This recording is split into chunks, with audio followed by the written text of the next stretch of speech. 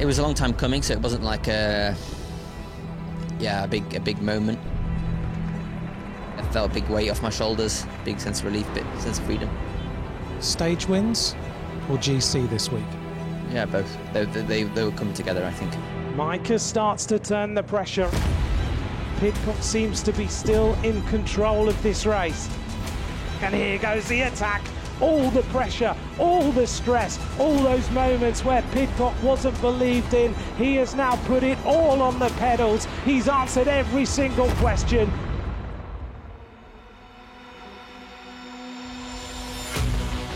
Tom Pidcock seized control of the AlUla Tour yesterday with a brilliant showing on Bir Jayda Mountain.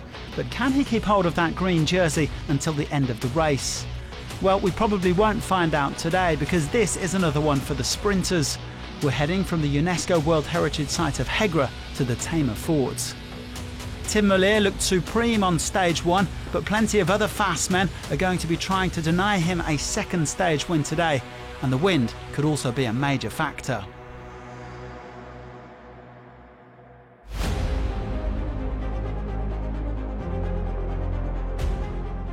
The exposed roads in this region lend themselves to the possibility of echelons, and there are crosswinds forecast in the final as the peloton head north to Tayma Fort.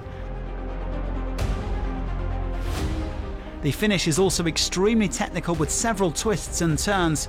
Decidedly, this is a stage where anything is possible.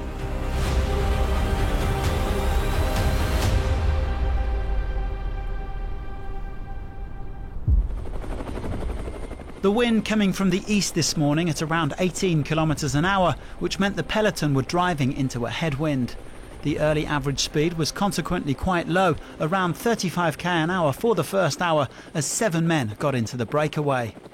Hugo Aznar of Kern Pharma, Javier Ibanez of Caja Rural, Yuma Koishi and Masaki Yamamoto from JCL Team Yukio, Andreas Miltiadis and Kane Richards of Rujai Insurance, and Jens Reinders of Wagner Bazin.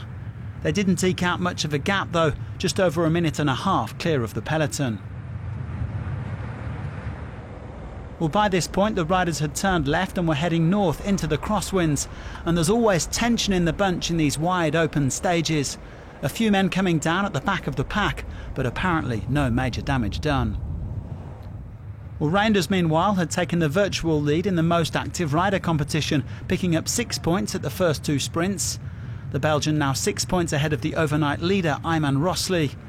And Aznar, who was so impressive in yesterday's uphill finish, was the virtual race leader. The Spaniard finished in 9th place, 30 seconds down on Tom Pidcock. And speaking of the British rider, he was safely ensconced back in the peloton. However, with just over 70 kilometres to go, a couple of teams decided to test everybody's legs in the crosswinds and see if there was a possibility of splitting the race. Soudal Quick-Step up towards the front, and they certainly caused a bit of panic. But ultimately, there wasn't quite enough wind to really blow things apart, and after a few kilometres, it all settled down again. Here comes the sprint.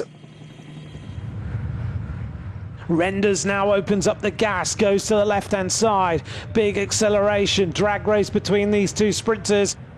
3 more points for Reinders at this bonus sprint as he tightened his grip on the orange jersey. A 9-point lead now over Rosli, and job done for the Wagner Bazin rider. Well, the breakaway riders continuing to plug away, but it's never easy on these long, straight roads, and the peloton always had them in their sights. A couple of men eventually dropping back to the main bunch. First it was Yamamoto, and then the Cypriot champion Miltiadis. So 5 men leading the way into the final part of this stage, but the gap was always coming down, the peloton pulling to within 30 seconds as the sprint teams began to get organised. And with 35 kilometres to go, Tudor Pro Cycling made their move. Now there's a big acceleration. Tudor Pro Cycling have decided, let's rumble this up a little bit. Well, this time the damage was done as the race shattered into several groups. Rafał Majka was one of the men to be caught out, the Pole set to lose even more time after his stage 1 crash. And more importantly for the GC battle, Eddie Dunbar was also left behind. The man who began the day 4th overall, 28 seconds down on Pidcock. It was a big blow this to Jayco AlUla's hopes, although they did have 3rd placed Alan Hatherley up at the front. As far as the stage favourites were concerned, Tim Merlier and Dylan Groenewegen were both in the leading group as well, along with Fabio Jakobsen. In fact, his Picnic Postanel team had another dig with 22k to go, really putting the hammer down. Arvid de Klein and Tudor were now right at the back of the bunch, but they held on. Plenty of contenders then for this final sprint. In the final 10 kilometres, the pace dropped slightly in the front group, and it looked for a moment like the chasers might catch up again. But a few sporting directors obviously had a word on the radio, and they sped up, hurtling their way into Tayma Fort. The Dunbar group would never make the catch, and it was over to Merlier and co for a reduced bunch sprint. The green jersey has got a problem. Well, no stress for Pidcock. His issue came in the last 3 kilometres, so he would be credited with the same time as the winner. 300 metres from the line, and Jayco AlUla are looking for Dylan Groenewegen. Where is Groen? Oh, crash right-hand side. Oh, a big crash. A rider hit one of the lampposts on the side, and I hope he is okay, because that was an awful crash. Tim Merlier moves up. Sebastian Molano moves up on the right-hand side. Here we come for this final left-hander. I hope that rider is okay who hit the pole. Picnic rider hit the post. And here goes Tim Merlier and Dylan Groenewegen. Big acceleration. Who is going to take this stage? Groenewegen is trying to get on the wheel. It's Merlier and Groenewegen, but it's 2 sprints out of 2 for Tim Merlier. 2 sprints and 2 victories for Tim Merlier, who has shown that he is the fastest man at this AlUla Tour.